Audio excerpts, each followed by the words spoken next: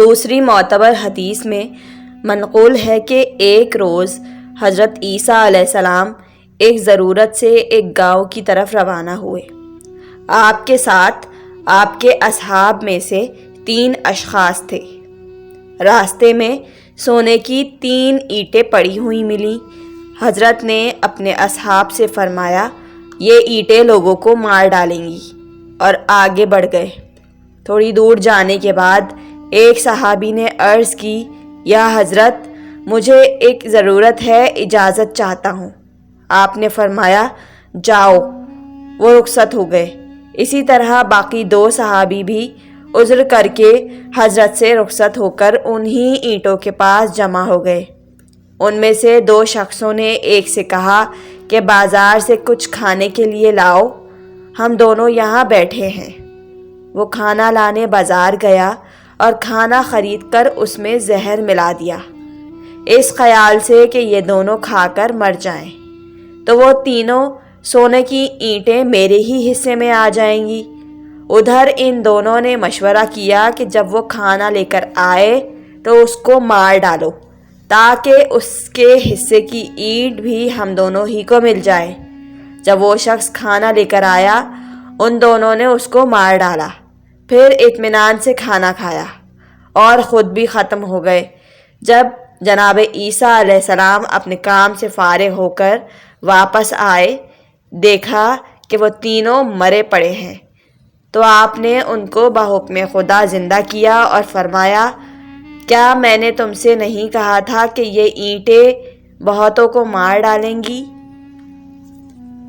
بعض کتابوں میں مذکور ہے کہ ایک مرتبہ حضرت عیسیٰ علیہ السلام اپنے چند حوارین کے ساتھ ہدایت خلق میں مصروف تھے اور زمین میں بازگشت کر رہے تھے۔ ایک مقام سے دوسرے مقام کی سیاحت میں مصروف تھے تاکہ جو ہدایت کے قابل ہو اس کو ضلالت و گمراہی سے نجات دیں۔ ایک شہر میں وارد ہوئے، اس کے قریب ایک مقام پر ایک خزانہ ظاہر ہوا۔ حواریوں کو لالچ دامن گیر ہوئی، حضرت سے عرض کی کہ اجازت دیجیے کہ اس خزانے کو ہم لوگ محفوظ کر لیں تاکہ اس جنگل میں ضائع نہ ہو۔ فرمایا، اس خزانے سے رنج و مشقت کے سوا کچھ حاصل نہ ہوگا، لیکن میں اس سفر میں ایسے خزانے کی امید رکھتا ہوں جس میں کوئی رنج نہ ہو، تو اسی لیے جا رہا ہوں، شاید وہ مل جائے۔ تم لوگ یہیں ٹھہرے رہو جب تک وہ واپس نہ آؤں۔ انہوں نے عرض کی، یا رسول اللہ، یہ بہت برا شہر ہے، جو مسافر یہاں آتا ہے یہاں والے اس کو مار ڈالتے ہیں۔ حضرت نے فرمایا، اس کو مار ڈالتے ہیں جو ان کے مال و سامان کی طمع رکھتا ہے، لیکن مجھے ان کے مال اور سامان سے کوئی سروکار نہیں۔ غرض کہ جناب عیسیٰ اس شہر میں پہنچے، نظر فراست اثر سے ہر گھر کے در و دیوار کو ملاحظہ فرماتے تھے۔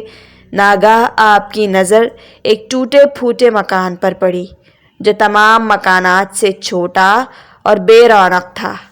فرمایا کہ خزانہ ویرانہ ہی میں ہوا کرتا ہے، اگر اس شہر میں کوئی شخص ہدایت کے قابل ہو سکتا ہے تو وہ اسی گھر میں ہو سکتا ہے۔ یہ سوچ کر دروازہ کھٹکھٹایا، ایک بوڑھی عورت باہر آئی۔ پوچھا، آپ کون ہیں؟ فرمایا، میں ایک مرد مسافر ہوں، اس شہر میں نووارد ہوں، شام ہو چکی ہے، چاہتا ہوں کہ یہ رات تمہارے گھر میں بسر کروں۔ ضعیفہ نے کہا، ہمارے بادشاہ کا حکم ہے کہ ہم کسی اجنبی کو اپنے گھر میں جگہ نہ دیں، لیکن آپ کے چہرے سے کچھ ایسی علامت مشاہدہ کر رہی ہوں کہ آپ کے ایسے مہمان سے چشم پوشی کرنے کی جرت نہیں ہو سکتی۔ بسم اللہ، تشریف لائیے۔ غرض ادھر سلطان خورشید انور نے مغرب کے کاشانے میں اپنا سر بستر پر رکھا، ادھر مہر سپر نبوت مثل آفتاب اس ضعیفہ کے گھر پر جلوہ گر ہوا، اور اس سعادت مند کے حقیر خرابے کو رشک گلزار جنت بنا دیا۔ اس گھر کا مالک ایک مرد خارکش یعنی لکڑہارا تھا جس کا انتقال ہو چکا تھا۔ یہی ضعیفہ، اس کی بیوہ اور ایک لڑکا یتیم اس مرد کے باقی تھے۔